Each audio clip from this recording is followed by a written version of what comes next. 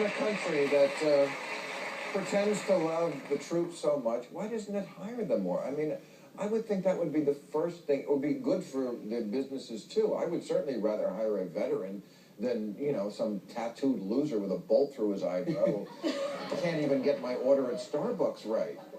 I can hook you up. I got a lot of guys. Yeah, no, I've met them. I meet them all the time. I think you know, all of this comes from a really simple place. There's never been such a disconnect between the military and the American people. We are the less than 1%. You know, we're the 0.5% of the American public. And that lack of understanding, that lack of personal connection, that lack of social backstop is really unprecedented. We've never had anything like this in our democracy. It's really challenging us in every way. This is why I thought when there was a controversy a couple of weeks ago about pictures that the LA Times showed of troops holding up dismembered body parts of a suicide bomber who tried to blow these guys up. Right.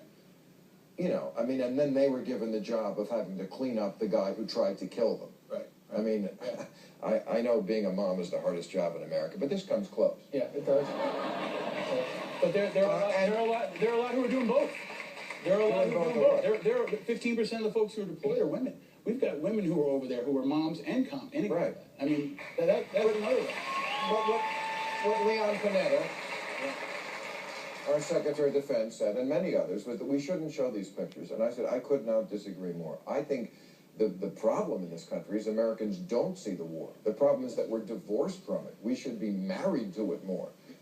This is what Rachel Maddow's great book is about. That you know, the founding fathers established a system where if we go to war, the whole country had to be involved because it's the most serious thing we can do. And now we're at a place where, as you say, 99% of the people don't have to look at it at all. Yeah, no, we're very insulated. I mean, if you think back to Vietnam or World War II, there was someone in your family, someone at your job, someone in your classroom who was impacted. There was a personal connection, and that's lacking now. And I think, you know, it's easy to change the channel and tune it out. I mean, there are plenty of folks who thought Iraq was over before it was over. There are plenty of folks who think Afghanistan's over now.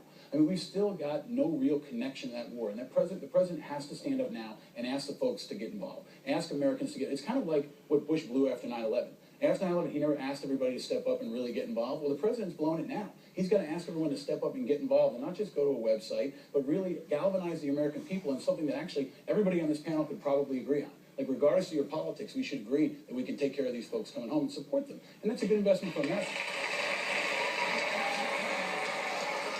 Well, it's easy to applaud.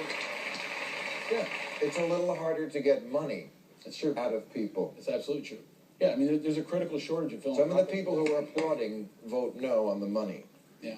Well, money's not a problem at VA, but the money is there now. We fought for that. IAVA and other groups fought hard to make that happen. There has to be accountability, but there is a shortage of money to the private nonprofits. I mean, there are thousands of nonprofits around the country who are on the front lines, and they need help. They're doing the suicide prevention. They're doing the employment help. They're helping the children coming back, and they need help. What would you think about some law that said if we send more than, say, 50,000 troops overseas to a conflict, there needs to be a draft? Because that would